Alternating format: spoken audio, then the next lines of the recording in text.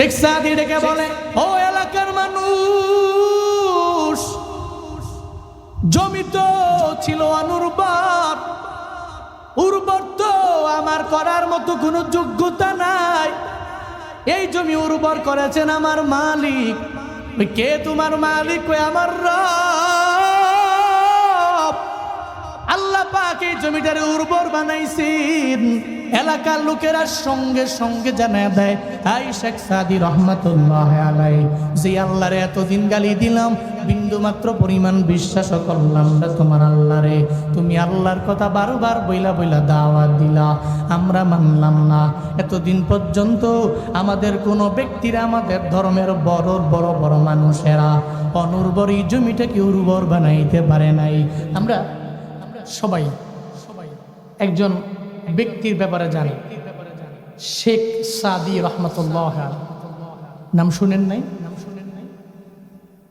অনেকে জানে উনি বিখ্যাত, কবিতা গায়, ভালো লিখতে পারে। এরকম ভাবে উনি গায়ক এবং লেখকের দিক থেকে অনেক অগ্রগামী, এটা অনেকে মনে করে। কিন্তু ইলম এবং আমলের দিক থেকে যে কি পরিমাণ রবের নিকটে উনি অগ্রগামী, আপনি এই ঘটনা না আসলে বুঝবেনই না। উনি আল্লাহর এত কাছে ছিলেন। উনি যে এলাকায় বসবাস করতেন, ওই এলাকার পাশে একটা জায়গা ছিল, মরুভূমি এলাকা, এমন এক এলাকা, ওই পুরো জায়গার মধ্যে কোনো ফুলও জন্মায় না, কোনো ফলও জন্মায় না, কোনো ঘাসও জন্মায় না। এক কথায় একটা অনুর্বর জমি, উর্বর না। কি জমি? কি জমি? অনুর্বর, উর্বর না। সিজদায় পড়ে গেলেন, চিন্তা করলেন আল্লাহর কাছে বলা ছাড়া কোনো কায়দা নেই। সঙ্গে সঙ্গে মাওলার দরবারে চোখের পানি ফালায়া বলতে লাগলেন, রে আল্লাহ, যে এলাকার মধ্যে আমার বসবাস, ওই এলাকার মধ্যে এমন একটা মরুভূমি আছে, যেই মরুভূমির মধ্যে ফুলও জন্মায় না, ফলও জন্মায় না। সব এলাকার লোকেরা বড় পেরেশান হয়ে গেল, কেন ফুলও জন্মায় না, ফলও জন্মায় না, ঘাসও জন্মায় না, অনুর্বর জমি কেন হয়ে গেল? আল্লাহ, আমি জানি তুমি দোয়া করলে এই জমিটারে উর্বর বানায়া দিতে পারো। শেখ সাদি রহমাতুল্লাহ আলাইহি গভীর রাতে আমার মাওলার দরবারে সিজদার মধ্যে পড়ে চোখের পানি ফেলায় আবদার জানায়, ও দয়ার মালিক, এই অনুর্বর জমিটা রেখে একটু উর্বর জমি বানায়া দেওয়া যায় না রে আল্লাহ? আল্লাহর দরবারে প্রথম রাত যখন বলল, আল্লাহ সঙ্গে সঙ্গে দোয়াটা কবুল করে নাই। প্রথম রাত চলে গেল, এরপরে দ্বিতীয় রাতে আবার সিজদায় পড়ে গেল, কয় যতদিন পর্যন্ত আমার মালিক আমার দোয়াটারে কবুল করে না নিবে, ততদিন পর্যন্ত আমি মাওলার দরবারে বলবো। দ্বিতীয় রাতের বেলা সিজদায় পড়ে গেল, আল্লাহকে বলতে লাগলো, আল্লাহ গো, অনুর্বর জমিটারে তুমি একটু উর্বর বানায়া দাও, যাতে এলাকার মানুষগুলো একটু চাষাবাদ করে করে ডেভেলপ হতে পারে, একটু উন্নতি সাধন করতে পারে। আল্লাহর দরবারে বলল। দ্বিতীয় রাতও চলে গেল, আল্লাহ কবুল করেন নাই। এরপরেও হাল ছেড়ে দেন নাই। তৃতীয় রাতের বেলাও চোখের পানি ফেলে রবের দরবারে আবদার জানায়।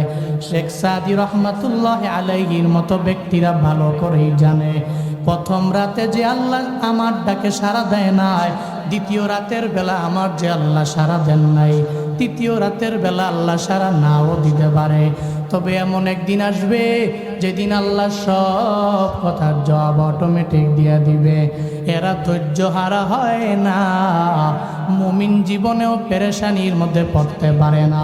40 বছর হয়ে গেল বিবাহের বয়স, আল্লাহ ছেলে দেয় নাই, মেয়ে দেয় নাই, এমন আছে না নাই? আসেনি? আল্লাহর দরবারে চোখের পানি ফালায়া ফালায়া রবকে ডাকে, হে মালিক, কেন তুমি আমারে ছেলে দাও না, কেন মেয়ে দাও না? এরকম আছে না নাই? খালি কান্দে আল্লাহর কাছে, বলে আল্লাহ ছেলে দাও, এটা মেয়ে দাও, আর না একটা সন্তান হইলে দিয়া কলিজা ঠান্ডা করে দাও। এরকম বলে কি বলে? কথা কয় না কেন? এরপরে যদি হঠাৎ করে কয় দু আল্লাহ আমার কথা কবুল করে নাকি? না, মুমিনের জীবনে ধৈর্য হারা কথা নাই। ধৈর্যহীন আলাপ, ধৈর্যহীন কোন শব্দ, ধৈর্যহীন কোন বাক্য মুমিনের জীবনে হতে পারে? মুমিন তো জানে বিপদ তো আমার, দিন শেষে এ বিপদ, এ মুসিবতের পরে আল্লাহ তো আছে, আমার দোয়াটা একদিন কবুল হবেই। ফিলিস্তিনের মুসলমানরা কাঁদে, বারবার কাঁদে, সময় এমন একদিন আসবে দোয়া তো কবুল হবে। ইসরায়েলের নেতানিয়াহু আজকে দেখলাম পলায় গেছে, দেখেন না আপনারা, দেখেন না আপনারা? দোয়া তো কবুল হবে। নেতানিয়াহু পালায়া শুধু ক্ষান্ত না, পুরা ইসরায়েল আগুনের দাবানলে জ্বলবে ইনশাআল্লাহ। মুমিনের দোয়ার অস্ত্রটা অগ্রগামী হবে, খালি চালায়া যাবে, সে শুধু এই দোয়ার পুঁজি নিয়ে আগাবে। আল্লাহ এই দোয়া হয়তো আজ না হয় কাল কবুল করবেই করবেই করবে, বলে ইনশাআল্লাহ। শেখ সাদি রহমাতুল্লাহ উনি চিন্তা করলেন, আমি প্রথম রাত দোয়া করলাম, কেন আল্লাহ কবুল করলো না? দ্বিতীয় রাত আবার করল, চিন্তা করলেন এরপরও কবুল করলো না কেন? তৃতীয় রাতে আবার দোয়া করলেন, কয় রাত গেল? 3 রাত টানা আল্লাহকে বলতে লাগলো, আল্লাহ জমিটা তো অনুর্বর, একটু উর্বর বানায় দিলে কি হয়? চতুর্থ রাতের বেলা আবার এক নাগারে যে আল্লাহ আমার ডাকে সাড়া দেয় না, আমিও আল্লাহর এই দোয়ার সারব। সিজদায় পড়ে চতুর্থ রাতের বেলা আবার আল্লাহকে বলতে লাগে, আল্লাহ গো জমিটারে উর্বর বানায় দাও। চতুর্থ রাতের বেলা আবার যখন আল্লাহকে বলল, আল্লাহর কাছে শেখ সাদির ওই দোয়া পছন্দ হয়ে গেছে। শেখ সাদি রহমতুল্লাহ আলাইহি চতুর্থ রাতের দোয়াটা রবের দরবারে কবুল হয়ে যাওয়ার পরে আল্লাহ কয়, আই খিজির দৌড়ে যাও আমার ওই বান্দার কাছে, শেখ সাদির দরবারে যাও। দেখা গেল সিজদায় উনি পড়ে আছেন, হযরতে খিজির আলাইহিস সালাম ওনার বরাবর চলে আসে। উনি সিজদা থেকে ওইটা দেখে হযরতে খিজির ওনার সামনে দাঁড়ানো। কে আপনি? কি আপনার পরিচয়? কয় আমি খিজির। কয় কে পাঠাইছেন? কয় সিজদার মধ্যে যে আল্লাহরে 12 বার ডাকো ওই আল্লাহই পাঠাইছেন। কি চাইছো আল্লাহর দরবারে? কয় আমি তো চাই অনুর্বর জমিটা উর্বর হয়ে যাক। কয় আল্লাহ তোমার দোয়া কবুল করে নিয়েছেন, তুমি এই সকাল হলেই দেখবা অনুর্বর জমি আর অনুর্বর নাই, ফুলে ফলে ঘাসে জমিটা উর্বর হয়ে গেছে। শেখ সাদি রহমাতুল্লাহ আলাইহি ফজরের সময় চিন্তা ভাবনা করে, যেই জমিটার মধ্যে অনুর্বর ছিল এই জমিটা কি হালাত হয়ে গেল, একটু দেখা লাগবে। সঙ্গে সঙ্গে চলে গেল, উনি জমির বরাবর যা দেখে খিজির আলাইহিস সালাম যেভাবে বললেন ওইভাবেই তো হয়ে গেল। ওই জমিটা ফুলে ফলে ঘাসে পরিপূর্ণ ভরপুর হয়ে গেল। উর্বর একটা জমি এলাকাবাসী যখন পেয়ে যায়, এলাকাবাসী সঙ্গে সঙ্গে খুশি হয়ে যায়, দৌড়ে চলে আসে। একটা পর্যায়ে শেখ সাদির দরবারে যাওয়ার পরে যায় শেখ সাদিরে বলে, শেখ সাদি রে, আপনি মনে হয় আপনার কারামতের কারণে আমাদের অনুর্বরের জমিটা উর্বর বানায় দিলেন। শেখ সাদি কয়, না রে, বিন্দু মাত্র পরিমাণ আমার কোনো পুঁজি নাই, এই জমিটারে আমি উর্বর বানাইতে পারি না, এই জমিটারে উর্বর বানানোর যোগ্যতা আমার নাই। এই জমি তো উর্বর বানাইছেন একজন, চিল্লায়া বলেন তার নাম। শেখ সাদি ডেকে বলে, ও এলাকার মানুষ, জমি তো ছিল অনুর্বর, উর্বর তো আমার করার মতো কোনো যোগ্যতা নাই। এই জমি উর্বর করেছেন আমার মালিক। কে তোমার মালিক? আমার রব আল্লাহ পাক এই জমিটারে উর্বর বানাইছেন। এলাকার লোকেরা সঙ্গে সঙ্গে জানায় দেয়, আই শেখ সাদি রহমাতুল্লাহ আলাইহি, যে আল্লাহরে এতদিন গালি দিলাম, বিন্দু মাত্র পরিমাণ বিশ্বাস করলাম না তোমার আল্লাহরে, তুমি আল্লাহর কথা বারবার বইলা বইলা দাওয়াত দিলা, আমরা মানলাম না। এতদিন পর্যন্ত আমাদের কোনো ব্যক্তিরা, আমাদের ধর্মের বড় বড় বড় মানুষেরা অনুর্বর এই জমিটাকে উর্বর বানাইতে পারে নাই। শেখ সাদি রহমতুল্লাহ আলাই এর কাছে এসে এরা সবাই বলে যে তোমার যে আল্লাহর অবিশ্বাস করতাম এতদিন, ওই আল্লাহ অনুর্বর জমিটার উর্বর বানাইলো, তেলি আর দেরি কেন? আমাদের পড়ায়া দাও লা ইলাহা ইল্লাল্লাহু মুহাম্মাদুর রাসূলুল্লাহ। 4 শতাধিক পরিবার, কয় শত? 400-এর অধিক পরিবারের সমস্ত সদস্যরা সঙ্গে সঙ্গে শেখ সাদির হাতে কালিমা পড়ে মুসলমান হয়ে গেল। এমনকি পরবর্তী সময়ে যেই জমিটা ছিল অনুর্বর, ওই জমি তো উর্বর হলোই, মানুষ ওখানে বসবাস করা অবস্থায় ওই জমিটা ওই জামানার সবচেয়ে বেশি ইসলামিক উর্বর জমিতে পরিণত হয়ে গেল। ব্যাকগ্রাউন্ডে আছে কি? দোয়া। কি আছে? এর মানে দোয়ার মাধ্যমে অনুর্বর জমিটাও উর্বর হয়। দোয়ার মাধ্যমে বেইলিম, বেআমল, বেহিলিম এই পোলাটাও কথা বলতে পারে। দোয়ার মাধ্যমে ছেলে অনেক গরিব, কোন রকম চলে, পুরো পরিবার ঠিক মতো চলতে পারে না, দোয়ার মাধ্যমেই মোস্ট রিচেস্ট একটা ফ্যামিলি সমাজে হয়। এই জন্য দোয়া একটা পুঁজি, একটা অস্ত্র, সমস্ত ইবাদতের মগজ। আমরা এই দোয়া নিয়ে চলবো তো ইনশাআল্লাহ, চলবো তো ইনশাআল্লাহ। আল্লাহ তৌফিক দান করেন, সকলে পড়ি আমিন। আরো জোরে পড়েন আমিন। খুতবায় আমি একটা আয়াতের অংশ পড়েছিলাম, যে আয়াতে আল্লাহ পাক আদেশ দিয়েছেন দুইটা। কয়টা? এই দুইটা বিষয়ে কথা বলবো, বলি আমি আমার বয়ান শেষ করব। আপনারা থাকবেন না দৌড় দিবেন? আমার পরে তো আর অনেক ওয়াইজরা আছেন যারা আপনাদের পছন্দের লিস্টের বক্তা সবাই আছেন। সবার বয়ান শুই না, দোয়া দিয়া এরপর বাড়ি যাবেন। রাজি আছেন ইনশাআল্লাহ? আল্লাহ তৌফিক দান করেন, সকলে পড়ি আমিন। আল্লাহ পাক মিশন দিয়েছেন, চলার পথে প্রথমত শুকরিয়া আদায় করবে আল্লাহর। কার? কার?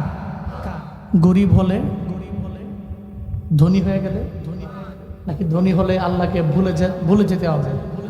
আছে তো এরকম অনেকে আছে যারা ধনী হলে আল্লাহকে ভুলে যায়, রিক্সা চালায়, কোন রকম জিন্দেগি, দেখবেন ও আল্লাহরে স্মরণ করে বেশি। কোটিপতি সমাজে ও মানুষের মানুষ মনে করে না, সালাম দিলে সালামের জবাব নেয় না। কারণ কি? টাকা আছে না, সব তো আমার পায়ের নিচে থাকবে। এরকম অকৃতজ্ঞ জাতি আছে না নাই? সেলিব্রিটি হওয়ার আগে আল্লাহকে ডাকে বেশি, মশহুর এবং প্রসিদ্ধ হয়ে গেলে আল্লাহকে ভুলে যায়। আগে ঠিক মতো খাইতেই পারতো না, চলতে পারতো না। 3টা ছেলে চলে গেছে, একজন সৌদি আরব, আরেকজন মালয়েশিয়া, আরেকজন মালয়েশিয়া, 3জনই মালয়েশিয়ার সৌদি আরব থাকে। তো মাসে মাসে টাকা পাঠায়, অ্যাকাউন্ট পুরা ভারী। ব্যাংকাররা দেখলে সালাম দেয়, সেলুট দেয়। সে চালাইতো, মানুষকে দেখলে সম্মান করতো, সালাম দিত। এখন ভাব নেয়, অথচ আপনি ছিলেন কি? আপনাকে বানিয়েছেন কি? কে বানাইছেন? আল্লাহ পাক চাইলেই আপনারে আবার আসাদ দিয়া আপনার আগের জায়গায় নিতে পারে কি পারে না? এই জন্য আল্লাহ বলেছেন, তুই যাছিলি ভুইলা গিয়া অকৃতজ্ঞ হইস না। শুকর 1 নম্বরে কার? 1 নম্বরে কার? আল্লাহ শুকর। আল্লাহ এই জায়গায় আমাদের আব্বা আম্মার খেদমতের কথা বলছেন। এর আগেই আল্লাহ পাক বলছেন তার শুকরের কথা, তার ইবাদতের কথা। যেখানেই বলছেন আব্বা আম্মার কথা, এর আগে আনছেন যে তুই আমাকে আগে স্মরণ করো, আগে আমার শুকর আদায় করো, আমাকে আগে ডাকো, এরপরে আব্বা আম্মাকে ডাইকা তাদেরকে সম্মান কইরা, শ্রদ্ধা কইরা, মায়া কইরা, মমতা দেখা কবরে আসো, আব্বা আম্মা রাজি তো আল্লাহ রাজি, আব্বা আম্মা রাজি না তো আল্লাহ। তাহলে 1 নম্বরে শুকর কার? বলেন না কার? وَقَضَى رَبُّكَ أَلَّا تَعْبُدُوا إِلَّا إِيَّاهُ وَبِالْوَالِدَيْنِ إِحْسَانًا। আল্লাহ পাক বলছেন 1 নম্বরে নবী আপনার উম্মতদেরকে জানিয়ে দেন, 1 নম্বরে ইবাদত করবে আল্লাহর, আল্লাহর ইবাদতের পরে 2 নম্বরে খেদমত করবে মা বাবার। ইবাদত 1 নম্বরে আগে আল্লাহর করবে, মানে শুকর আদায় করবে 1 নম্বরে আল্লাহর। আল্লাহ শুকর কেমনে আদায় হয়? আলহামদুলিল্লাহ বললাম এর মানে হয়ে গেল না। আলহামদুলিল্লাহ বলার পাশাপাশি 5 ওয়াক্ত নামাজের দরকার আছে না নাই? আসেনি? 1 নম্বরে আল্লাহর ইবাদত, শুকর আদায় করো, আলহামদুলিল্লাহ বলো, পাশাপাশি 5 ওয়াক্ত নামাজেও রবের সিজদা দাও। আল্লাহর কুদরতি পায়ে যদি সিজদা দেওয়া যায় তাইলে রবের শুকর আদায় হবে। রবের ইবাদতের মধ্যে মগ্ন হতে পারলেই রব রাজি হয়ে যাবে। কয় আল্লাহরে শুকর আদায় করবা কেমনে? কয় নামাজে। আল্লাহর শুকর কেমনে হবে? কয় রোজায়। আল্লাহর শুকর কেমনে হবে? কয় দান করার মাধ্যমে হবে। আল্লাহর শুকর কেমনে আদায় হবে? যাকাত দেওয়ার মাধ্যমে হবে। আল্লাহর শুকর কেমনে আদায় হবে? হজ করার মাধ্যমে হবে। আল্লাহর শুকর কেমনে আদায় হবে? আমলের লাইনে অগ্রগামী হওয়ার মাধ্যমে শুকর আদায় হবে। এর মানে মিশন 1 নাম্বার, ইবাদত চলবে 1 নম্বরে কাজ। তবে ইবাদত করব কবে? ইবাদত করব আমি বুড়া হলে। কথা কয় না কেন? বুড়া হয়ে গেলে তো ইবাদত করার বিন্দুমাত্র পরিমাণ গ্যারান্টি নাই। 1 নম্বরে হায়াতের গ্যারান্টি নাই, আমি বুড়া হইলেই মরবই গ্যারান্টি নাই। 2 নম্বরে এই যে মুরব্বীরা এখানে আছে দেখবেন, এরা যখন ওযু করার জন্য যখন যায়, সুন্দর করে মুখটা ধোয়ার পরে হঠাৎ করে তার এমন একটা হালত হয়ে গেল, ওযু ছুটে যায়। এরপরে আবার পুনরায় ওযু করা লাগে। এরপরে মুখ ধোয়ার পরে হাত ধোয়া পর্যন্ত যখন যায়, হঠাৎ করে ওযু ছুটে যায়। এরপরে আবার 3 বারের সময় 3 বার ওযু করা লাগে। ওযুটাও পরিপূর্ণ হইল কিনা এই চিন্তা নিয়েই মুরব্বীটা মসজিদের মধ্যে যায়। ওখানে যাওয়ার পরে 4 রাকাত ফরজ নামাজের জায়গায় পইরা ফেলে 5 রাকাত। এমন আছে না নাই? আসেনি? যেই জায়গার মধ্যে পড়া লাগবে 3 রাকাত, পরে 4 রাকাত পড়া লাগবে, 2 রাকাত পড়া ফেলে 3 রাকাত বলতেও পারে না। হঠাৎ করে একজন জুয়ান পোলা যায় যদি কয়, দাদা গো আপনি তো এমন ভাবে নামাজ পড়লেন, নামাজটা হয় নাই। বেশি বুঝো, আমার মতো বয়স হয়েছে তোমার, পণ্ডিতি করো, অথচ জুয়ান পোলা যা কইছে তাই ঠিক কইছে, কিন্তু পোলার লোকে খেপে গেছে। এরকম আছে না নাই?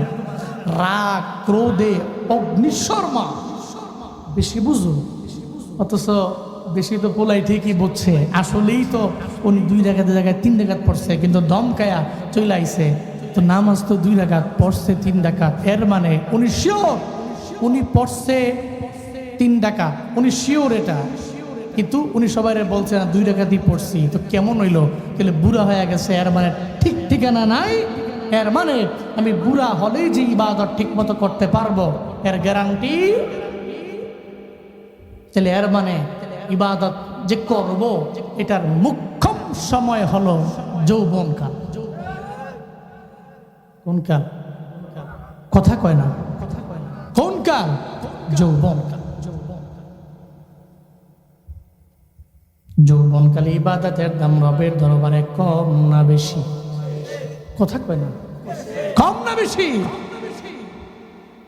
যুবক পোলাটায় 2 রাকাত নামাজ পড়ে আল্লাহরে ডাকতে দেরি হয়, আল্লাহ তার ডাকে সাড়া দিতে দেরি করে, কারণ সে পবিত্র। তার 2 রাকাত নামাজ এসে স্পষ্ট উচ্চারণের মাধ্যমে সূরা ফাতিহা পড়েছে, এর সাথে সূরা মিলিয়েছে। এই 2 রাকাত নামাজ পড়া যখন পবিত্র হালাতে আল্লাহকে ডাকছে, আল্লাহ কয় জুয়ান পোলাটা চাইলেই নামাজ না পড়া ফ্রি ফায়ার খেলতে পারত, কিন্তু খেলে নাই। জুয়ান পোলাটা চাইলেই নামাজ না পড়ে টিকটক চালাইতে পারত, টিকটক করতে পারত, ও করে নাই। জুয়ান পোলাটা চাইলেই বসে বসে লুডু খেলা সময় নষ্ট করতে পারত, কিন্তু করে নাই। ও এশার নামাজের আজানে দৌড়ে নামাজ চলে গেছে। আল্লাহ কয়, তোর ইবাদত তো আমার কাছে পছন্দের, তোর তো বাধা দেওয়ার মতো কেউ নাই।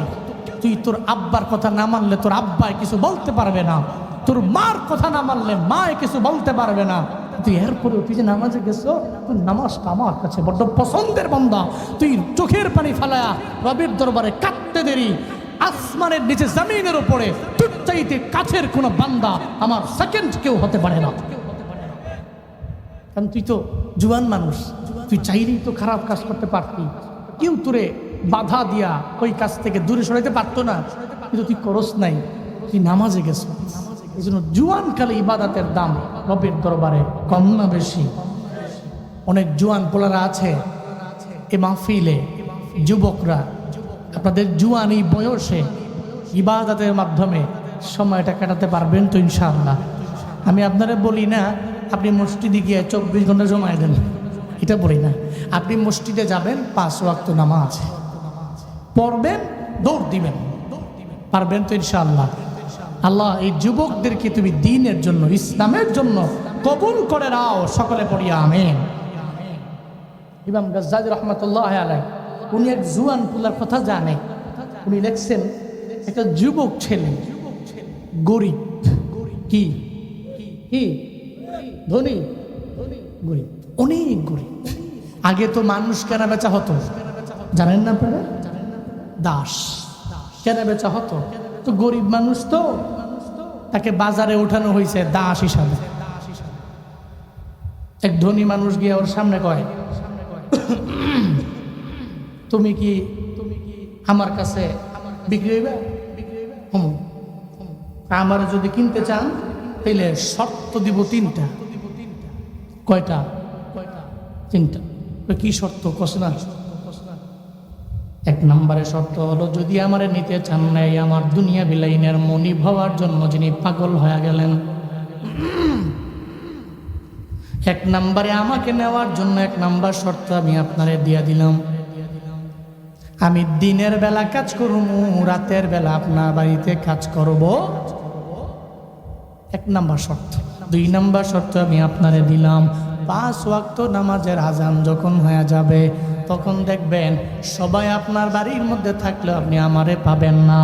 আমি আজান হয়ে গেলে আর আপনার বাড়ির কাজের মধ্যে থাকতে পারি না। আপনার কাজের চাইতে নামাজ বড়, আপনার কাজের চাইতে আল্লাহ বড়। আমি আল্লাহকেই প্রায়োরিটি দিয়ে চলে যাব নামাজের জন্য। জীবনেও কোনো দিন আমি আপনার কাজের জন্য বসে থাকবো না। এটা যখন 2 নম্বর শর্ত দিয়ে দিল, এরপরে কয় তুই 3 নম্বর শর্তটা আমারে বলো। 3 নম্বর শর্ত হলো, আমার ঘরে আপনার বাড়ির মধ্যে এমন একটা কামরা, এমন একটা কক্ষ আমারে দিবেন, যেই রুমের মধ্যে আমি যখন থাকবো ওই রুমের মধ্যে আমি ঢুকবো, আর কেউ ঢুকতে পারবে না। ওই রুমের দরওয়াজার চাবি শুধু আমার কাছেই থাকবে।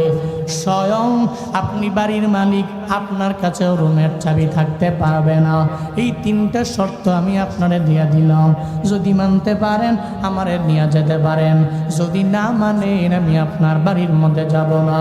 দুনিয়া আল্লাহর বান্দা কয়, এই গরিব, এই দাস, যুবক ছেলে, আমি তোমারই শর্তটা আমি মেনে নিলাম, চলেন চলেন তাহলে আমারে নিয়ে যান। জুয়ান পোলারের সঙ্গে নিয়ে রওনা।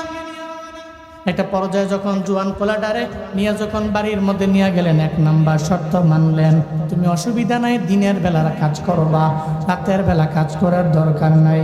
তোমার 2 নম্বর শর্ত, 5 ওয়াক্ত নামাজের আজান যখন হয়ে যাবে তুমি নামাজের জন্য যাবা, আমার বাড়ির কাজ তোমার জন্য স্টপ হয়ে যাবে।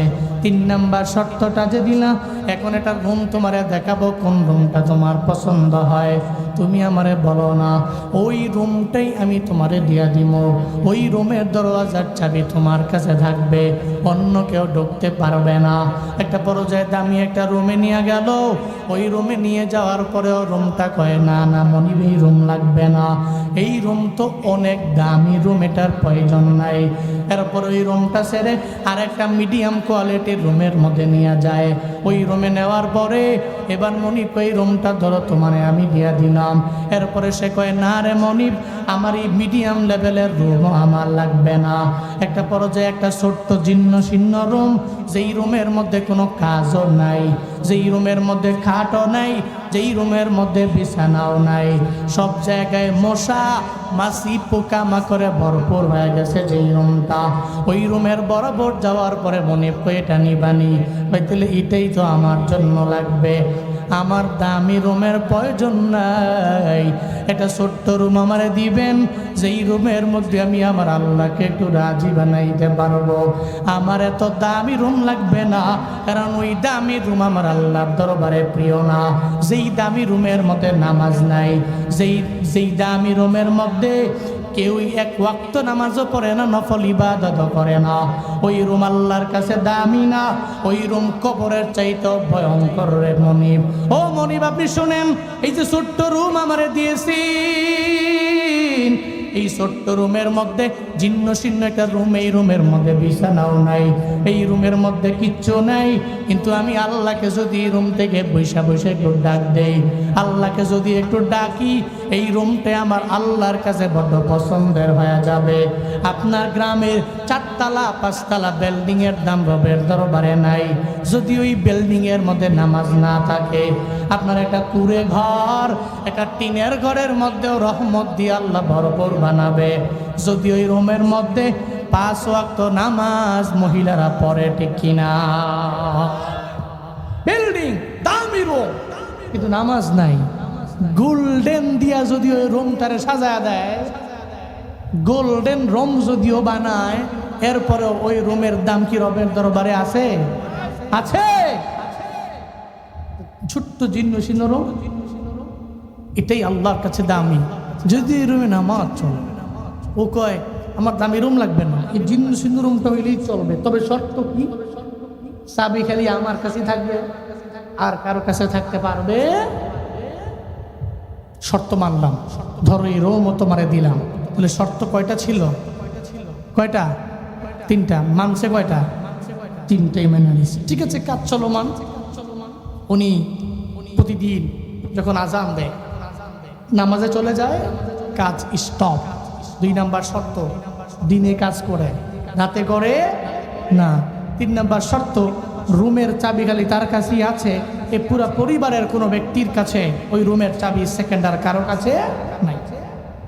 কয়েকদিন চলতেছে, হঠাৎ করে চিন্তায় পড়ে গেলেন ওই বাড়ির মালিক, জুয়ান পোলা, এমন এক কক্ষ চাইলো, আবার ওই কক্ষের চাবি আমার কাছেও রাখতে পারবো না। এটা কেন কইল? অফকোর্স ব্যাকগ্রাউন্ডে কোনো কারণ থাকতে পারে, হইতে পারে জুয়ান পোলা কোনো অন্যায় করতে পারে। আপনার বাড়ির চাকর যদি আপনার বাড়িতে কাজ কইরা কোনো আকাম কুকাম কইরা ধরা খায়, আপনার সম্মান থাকবে না যাবে? কথা বলেন না কেন? ও মনে মনে চিন্তা করে, জুয়ান মানুষ তো, হয়তো কোনো কি করে না করে, একদিন রাতের বেলা অবশ্যই দেখা লাগবে, অবশ্যই দেখবো আসলে সে কি করে। কিন্তু সে তো বলছে এর চাবি আমাকে ছাড়া আর কারো কাছে থাকবে।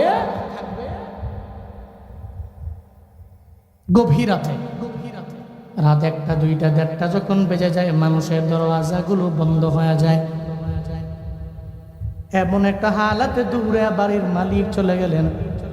ওই যুবক জুয়ান পোলাটা ঘরের মধ্যে কি করে এটা দেখার জন্য যখন যায়, দরওয়াজার সামনে গিয়া দাঁড়ায়। দরওয়াজার একটা ছোট ফাঁকা আছে, যেই ফাঁকা দিয়া দেখা যায় ঘরের মধ্যে কি করে না করে হালকা বোঝা যায়। দরওয়াজার ফাঁকা দিয়া তাকায় দেখে রে, জুয়ান পোলাটা ঘুমায় না, একটা মুসল্লা বিছায় দিছে, সেজদায় পইরা মালিকের দরবারে চোখের পানি ফালায় কান্দে, চিল্লায় পড়া যাবে কি মারহাবা।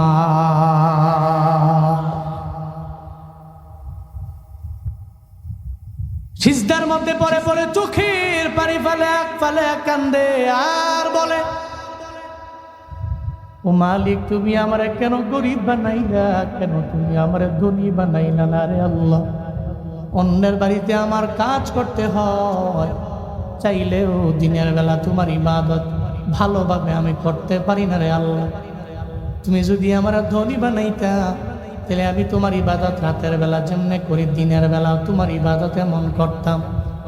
যেটা গ্রামের মৌলবি পাড়ার যুবকেরা একটু কান খাড়া করে যদি শুই না যাও রে বাপ, তোমার মতো আমার মতো একটা জোয়ান বলা দাস, গরিব মানুষ, বড় ধনী না, বড় দামি ঘরের লোক না, চোখের পানি ফেলে ফেলে গভীর রাতে ঘুমায় না, রবের দরবারে কান্দে, আল্লাহ গো তুমি আমারে যদি ধনী বানাইতা, তাহলে দিনের বেলাও তোমার ইবাদত করতাম যেমন আমি রাতের বেলা করি। আল্লাহ তুমি আমারে কেন ধনী বানাইলা না?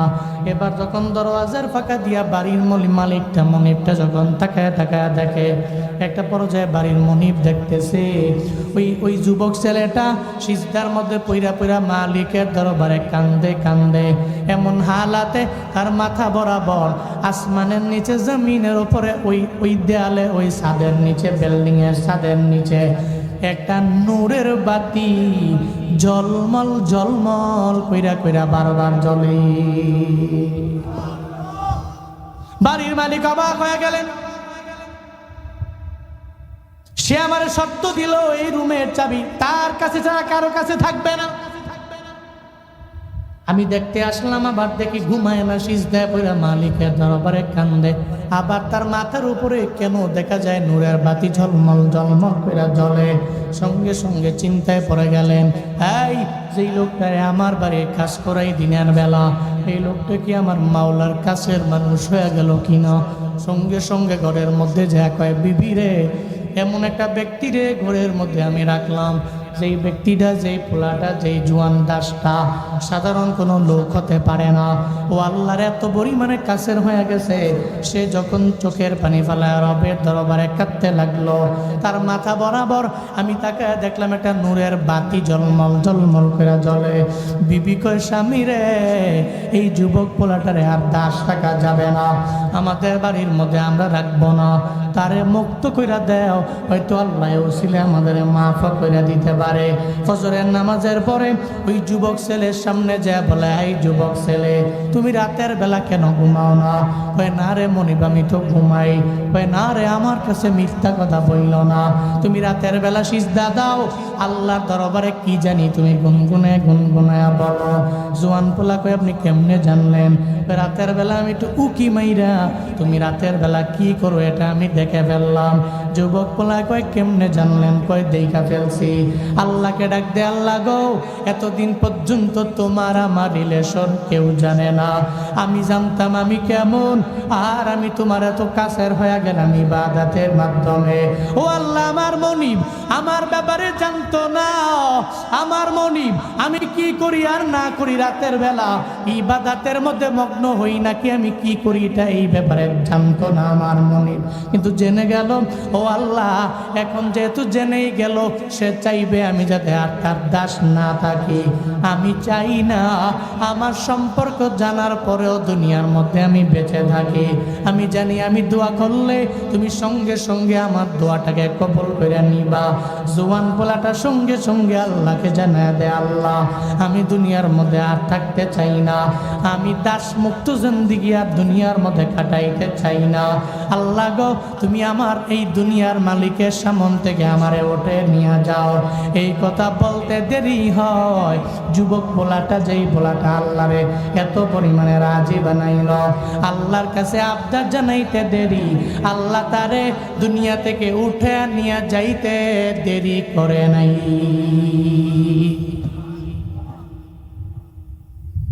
প্রকাশ হয়ে গেছে গা, কয় আমি আর থাকতে আছি না, নিয়ে যাও গা।